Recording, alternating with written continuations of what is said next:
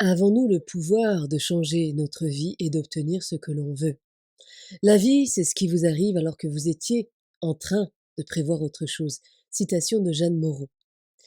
Il faut savoir que vous n'aurez jamais la certitude mentale que telle ou telle décision ou choix que vous prenez dans votre quotidien vous mènera vers la concrétisation de vos objectifs de vie et vers vos rêves, ni vers une quelconque destination idéalisée par votre ego. Il est impossible de le savoir à l'avance parce que tout ne dépend pas de vous. Peu importe à quel point vous voulez quelque chose ou quelqu'un, parfois la vie vous le refuse tout simplement parce que ce n'est pas pour vous ou parce que ce n'est pas le bon timing.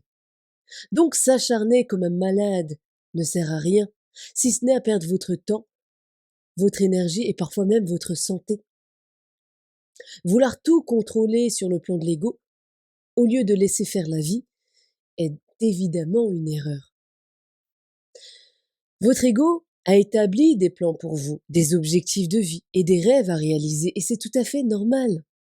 Mais la vie a aussi des plans pour vous, et ces plans peuvent totalement différer de vos propres plans personnels. Comprenez bien que la vie, c'est ce qui se passe à côté de ce que vous avez prévu. Peu importe à quel point vous vous acharnez à obtenir ce que vous croyez mériter, parfois la vie ne vous le donnera pas.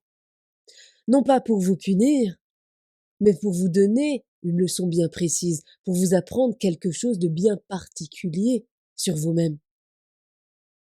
Finalement, la seule chose en votre pouvoir, c'est de faire un petit pas chaque jour de la meilleure façon possible en direction des aspirations de votre cœur et d'essayer du mieux que vous pouvez de concrétiser vos projets et objectifs, quels qu'ils soient.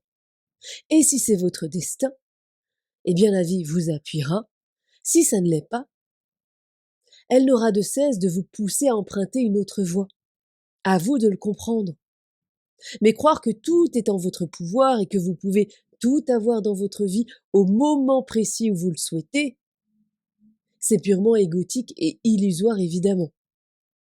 Alors dans mes propos, il n'y a absolument rien de fataliste, mais plutôt l'idée que vous n'êtes pas en dehors des plans du divin, vous n'êtes pas en dehors de la création, vous faites partie de la vie. Donc il y a forcément d'autres forces en action dans votre vie qui sont totalement indépendantes de vous. Et il faut également tenir compte du fait que vous n'êtes pas tout seul à vivre la vie, mais que vous êtes en interaction, voire en interdépendance avec plein d'autres personnes qui constituent votre entourage, puis l'humanité tout entière. Pour aller plus loin dans mon propos et le préciser davantage, je vais vous donner une métaphore du destin basée sur la définition du destin à travers les textes sacrés religieux. Selon ces textes, les grandes lignes de votre destin sont déjà écrites par vous-même, ou plutôt par votre soi supérieur, par votre âme, ce qui veut dire que votre futur existe déjà. D'où le fait que certaines personnes ayant des dons médiumniques puissent percevoir le futur dans le présent en se connectant à votre énergie. La création vous connaît tellement bien, bien mieux que vous-même d'ailleurs, qu'elle sait par anticipation quels seront vos actes, vos choix, vos décisions dans telle ou telle situation ou face à telle ou telle personne. Et donc, c'est inscrit quelque part d'une façon énergétique. En d'autres termes, s'il est écrit dans votre destin qu'il est prévu que votre destination finale soit Marseille, quoi qu'il se passe et quoi que vous fassiez, vous finirez par aller à Marseille, tôt ou tard. Et le libre arbitre de votre petit ego, de votre moi terrestre, se situe dans le moyen d'y aller, par train, par avion, en voiture, à pied, etc. Ou en prenant l'autoroute ou la nationale. Donc, si votre ego a l'envie subite d'aller à Lille au lieu d'aller à Marseille alors que votre âme s'y refuse, l'intelligence universelle, la création, en lien avec votre âme, n'aura de cesse de vous mettre sur la route qui mène à Marseille, en créant des obstacles divers qui vous empêcheront d'aller à Lille. Si votre ego souhaite aller à Marseille en utilisant une fusée, sans suivre les étapes clés et nécessaires, ainsi que le temps nécessaire pour emprunter la voie pour aller à Marseille, même réponse. De même, votre ego n'aura pas la possibilité de restructurer les routes qui mènent à Marseille, car les grands axes routiers ont été construits par d'autres que vous. Donc vous n'avez pas le choix que d'emprunter certains axes pour aller à Marseille. Alors oui, vous avez votre libre arbitre, mais au moment où vous faites un choix et prenez une décision, c'est déjà écrit, car la création savait à l'avance que vous alliez faire ce choix. Mais ça s'écrit aussi et ça s'ancre en même temps sur le plan terrestre au moment où vous faites ce choix. Ce qui suppose que la création ne vous impose rien du tout. Elle ne fait que vous guider vers le meilleur choix possible pour vous en tant qu'âme et vers votre meilleur futur. Mais vous avez déjà décidé tout cela d'une certaine façon, sur d'autres plans. Mais bien souvent, votre ego est parasité par la peur, par des conditionnements, des croyances limitantes et des blocages divers, au point qu'il n'ose pas prendre une décision en accord avec votre cœur. Ou alors il tente de prendre une décision opposée à votre cœur pour répondre à une peur, à une croyance limitante ou à un conditionnement, par exemple. À ce stade de mon propos, on peut se poser la question suivante. Comment la création peut vous guider vers le meilleur choix possible et vers votre meilleur futur? Eh bien, elle le fait à travers des signes et des synchronicités spectaculaires et non équivoques.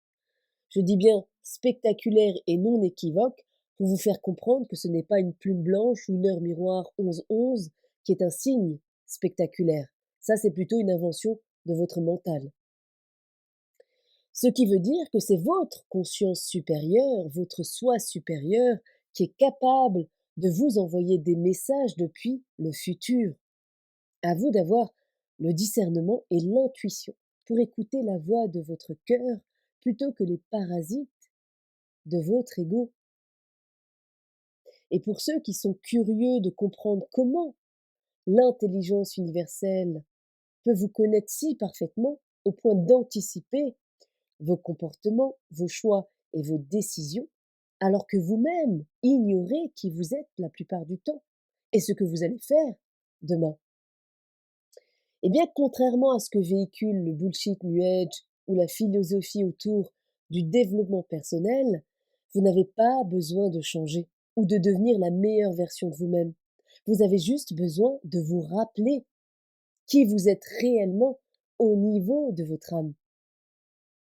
Lorsqu'on fait un travail thérapeutique sur soi, ce n'est pas pour devenir quelqu'un d'autre, mais pour devenir soi-même, cet être que vous avez oublié que vous êtes, car vous avez subi une sorte de lavage du cerveau, d'endoctrinement via votre éducation, votre culture et les conditionnements sociétaux divers, sans parler de toutes les épreuves que vous avez pu vivre qui ont laissé des traces au point de vous éloigner de votre nature profonde, de votre essence profonde.